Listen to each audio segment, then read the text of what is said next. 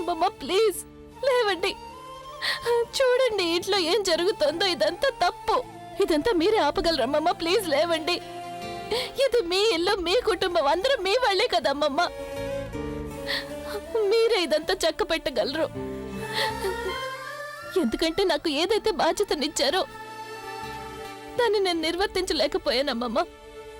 నేను ఎంతగా సంభాళించాలని ప్రయత్నించానో అంతగా అది పాడైపోతూ వస్తోంది. నేను అలసిపోయానమ్మమ్మ.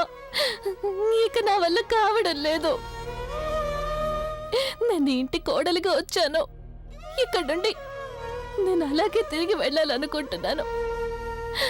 కానీ మీరు ఇలా మౌనంగా ఉన్నారు అంటే ఇదంతా ఎలా కుదురుతుందమ్మమ్మ?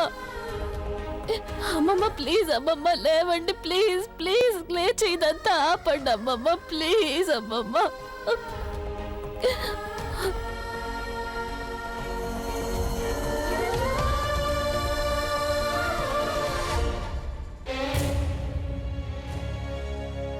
వాట్ ఈస్ దిస్ అన్నయ్య?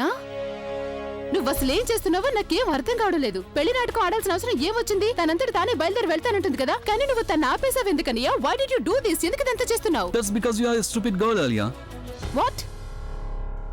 నువ్వు విదేశాల్లో చదువుకున్నచో ఫారిన్ డిగ్రీలు కూడా ఉన్నాయి నీ దగ్గర, కానీ ఇంకా నీకు తెలివితేటలు రానిలేదు కదా. అందుకని చిన్న పిల్లల్లాగా నేను నీకు ప్రతి విషయాన్ని విడమర్చి చెప్పాల్సి వస్తుంది ఆలియా. నువ్వే కదా నా దగ్గరికి వచ్చి చెప్పావు ప్రజ్ఞ ఆలిమిని తీసుకోవడానికి నిరాకరించింది అని. కానీ తను అలా ఎందుకు చేయాలనుకుంటోందని నువ్వు తెలుసుకోవడానికి ట్రై చేసావా? ఈ ఆలోచన వెనుక చాలా పెద్ద గేమ్ ప్లే ఉంది ఆలియా. నేను ఈ గేమ్లో చిక్కుకోవడానికి ముందే నేనే తనని గేమ్లో ఇరికించాలి అని అనుకుంటున్నాను. నువ్వు ఇలా చూడలేనా? నేను ఎప్పుడైతే పెళ్లి గురించి మాట్లాడానో అప్పుడు తన కళ్ళు కళ్ళజోళ్ళ నుంచి బయటకు వచ్చేసాయి. ఈ విషయం అయితే నిజమే. అప్పుడు తన మొహం పూర్తిగా మారిపోయింది. ఎందుకంటే తను ఇలా ఎక్స్పెక్ట్ చేయలేదు కదా. ఎగ్జాక్ట్లీ. ఓ షట్ అప్. తను నువ్వేంటనియా ఎగ్జాక్ట్లీ అది ఇది అంటున్నా? తనే స్వయంగా డివోర్స్ పేపర్స్ మీద సంతకం పెట్టింది. తనే స్వయంగా అలిమోని వద్దు అని చెప్పేసింది. మరి తను మళ్ళీ ఎందుకు ఇలా చేస్తుంది? నీకు ఇప్పటికి కూడా అర్థం కాలేదు. అని నీ ఆలోచన ఎక్కడైతే అంతం అవుతుందో అక్కడే తన ఆలోచన మొదలవుతుంది ఆలియా. ఒప్పుకుంటాను తను ఈ డివోర్స్ పేపర్స్ మీద సంతకం చేసింది అని, కానీ తీరా కోర్టుకు వెళ్ళాక మనం బలవంతంగా సంతకాలు చేయించామని అంటే అప్పుడు ఏం చేయాల్సి వస్తుంది మనం? వాట్ రబీష్ అనియా? ఇదైతే అబద్ధం కదా. తను అబద్ధం చెప్పినట్టే కదా. అది కోర్టు ఆలియా. కోర్టులో అబద్ధాన్ని నిజమని నిరూపించడానికి ఏళ్లు పడతాయి.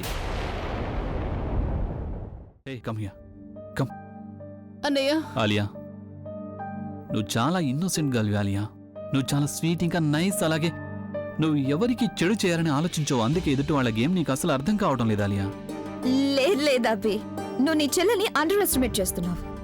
ఆలియా గనుక తలుచుకుంటేనా తన శత్రువుని నాశనం చేసేస్తుంది కదా ఆలియా. నేను సరిగ్గానే చెప్తున్నానుగా. తను నా చెల్లెలు, చాలా అమాయకురాలు. తను ఎప్పటికీ ఆ కళ్ళజోళ్లాగా మారాలని నేను కోరుకోవడం లేదు. ఆల్ రైట్ అన్నయ్య, నువ్వు వేసిన పెళ్లి ప్లాన్ అయితే సక్సెస్ అవుతుంది కదా? Of course 100%. ఒక్కసారి తనకి పెళ్లి జరిగిపోయిందంటే అప్పుడు తనకి నా మీద ఈ ఇంటి మీద శాశ్వతంగా హక్కు లేకుండా అయిపోతుంది ఆలియా. హై ఫై బేబీ. ఆ తర్వాత మనిద్దరం పెళ్లి చేసుకోవచ్చు. ఇక అప్పుడు తన ఇంటికి వచ్చే ఛాన్సెస్ జీరో. అమ్మా, అలాంటి వాళ్ళది నిజమైన ప్రేమ కాదు, అది వ్యామోహం. ఎగ్జాక్ట్లీ చిన్నత్త. నిజంగా ప్రేమించుకున్న వాళ్ళు అలా చేయరు. ఎంత మనసు విరిగిపోతే కన్న కూతుర్ని పట్టుకొని మా దృష్టిలో చచ్చిపోయా ఉంటుందా తల్లి? అది సరే అమ్మా.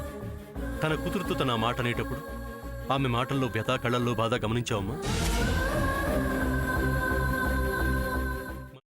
పెద్దబాబుకు బర్త్డే విషెస్ చెప్పు కూడా వెళ్ళాం కదా. ఊరికే ఎలా కాలిపోతుంది? మంట పెడితేనో పడితేనో తగలబడుతుంది.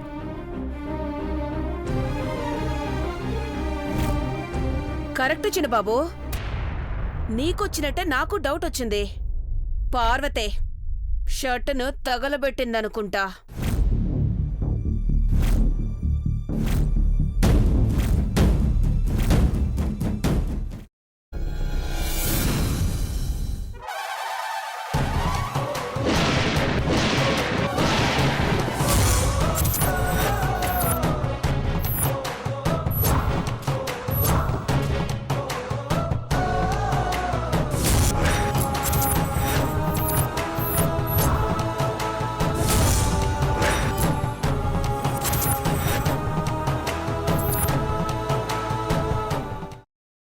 తర్వాత పొట్టు తీసేసి చాప్ చేసి పక్కన పెట్టుకోవాలి.